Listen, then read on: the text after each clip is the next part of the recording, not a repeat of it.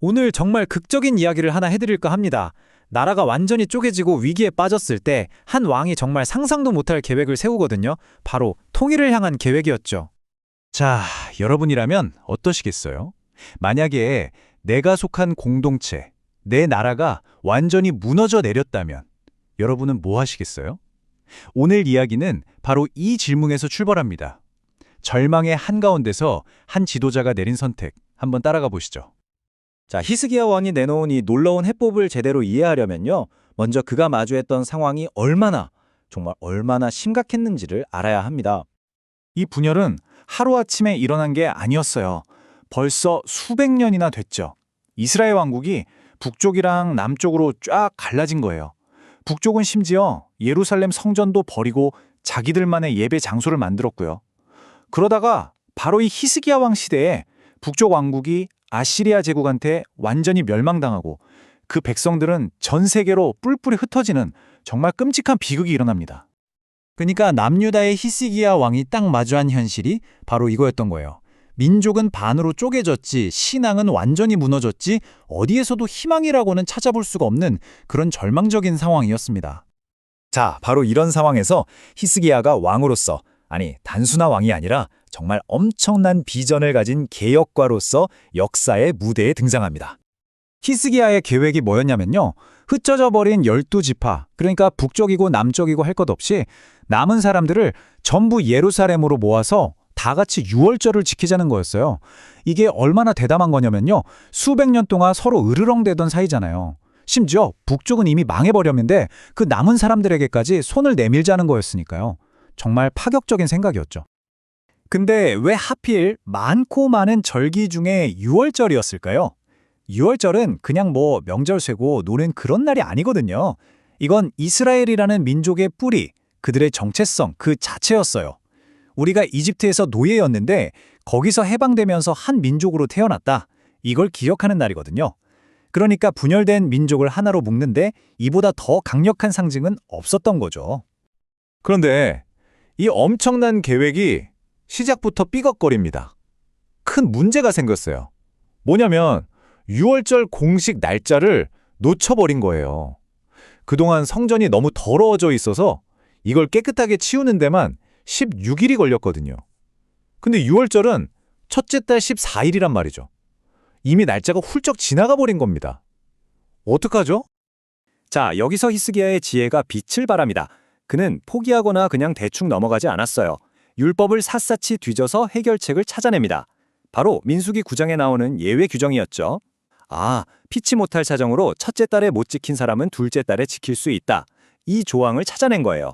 이걸 보면 히스기야가 그냥 자기 마음대로 일을 추진한 게 아니라 어떻게든 원칙을 지키면서 이 일을 해내려고 했다는 걸 알 수 있죠.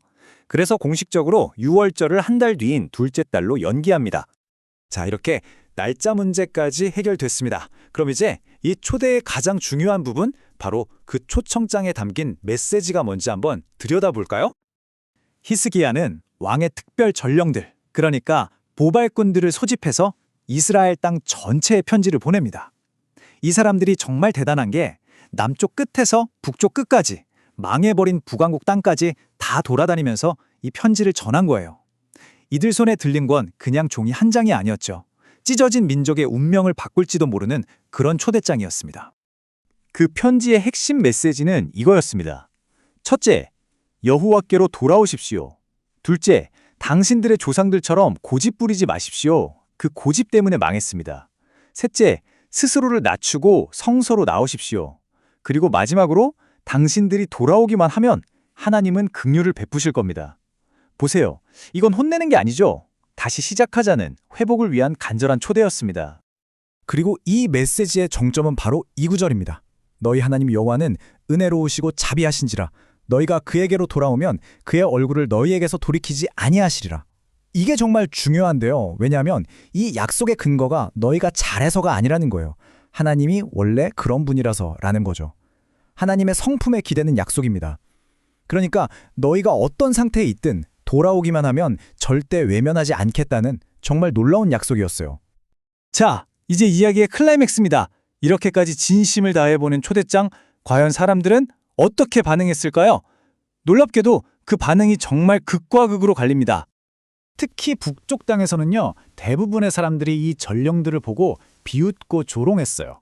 이제 와서 뭘 어쩌라고, 이런 식이었겠죠. 아직도 자신들의 교만을 버리지 못했던 겁니다. 그런데 정말 놀랍게도 그 조롱 속에서도 몇몇 사람들이 있었어요. 아셀, 므낫세, 스불론 같은 지파에서 나온 사람들이었는데 이들은 스스로를 낮추고 예루살렘으로 발걸음을 옮겼습니다. 정말 소수였지만요. 자, 북쪽의 반응이 이렇게 냉소와 겸손으로 갈렸다면 남쪽 유다에서는요. 여기서는 정말 기적 같은 일이 벌어지고 있었습니다. 이제 이야기의 결론 부분입니다. 대체 무엇이 이런 엄청난 차이를 만들어낸 걸까요? 북쪽과 남쪽의 반응이 왜 이렇게 달랐을까요? 그 해답은요, 놀랍게도 사람의 노력, 그 너머에 있었습니다. 성경은 이렇게 기록하고 있어요. 하나님의 손이 또한 유다 사람들을 감동시키사 한 마음으로 준행하게 하셨더라. 바로 이거예요. 하나님의 손길. 유다 사람들의 마음이 하나가 된 건 히스기야의 연설이 훌륭해서도 전령들이 설득을 잘해서도 아니었어요. 성경은 분명하게 말하죠. 하나님이 직접 그들의 마음을 움직여서 한 마음을 주셨다고요. 아, 진정한 연합은 결국 여기서 오는 거구나 하는 걸 보여주는 대목입니다. 자, 이 이야기의 핵심을 한번 정리해 볼까요? 초대를 가로막는 장애물은 뭐였죠? 바로 교만이었습니다. 그럼 그걸 여는 열쇠는요? 겸손이었죠. 또 인간의 노력만으로는 연합을 이룰 수 없었지만 하나님의 손길이 임하니까 가능해졌어요. 과거에 실패에 얽매여 있을 땐 회복이 불가능했지만 돌아가겠다는 결단을 내렸을 때 회복이 시작됐습니다. 결국 이 이야기가 우리에게 보여주는 건 진짜 회복과 연합은 우리 힘으로 되는 게 아니라 그 초대에 우리가 어떻게 반응하느냐, 즉 겸손한 마음으로 응답하느냐에 달려있다는 겁니다. 그래서 히스기야의 이 6월절 초대는요, 그냥 오래전 역사 속 이야기로 끝나는 게 아닙니다. 이건 시대를 초월해서 오늘 우리에게도 계속해서 주어지는 초대장 같은 거예요. 무너지고 깨어진 관계 속에서 어떻게 다시 하나가 될 수 있는지 그 길을 보여주는 하나의 상징인 셈이죠. 자, 이 초대는 오늘 우리에게도 똑같이 주어져 있습니다. 돌아오라, 회복하자, 하나가 되자는 초대말이죠. 이 초대에 여러분은 어떻게 응답하시겠습니까? 조롱하고 비웃었던 북쪽의 다수가 될 것인가요? 아니면 모든 것을 내려놓고 겸손하게 나아갔던 소수가 될 것인가요? 그 선택은 이제 우리 각자의 몫으로 남았습니다.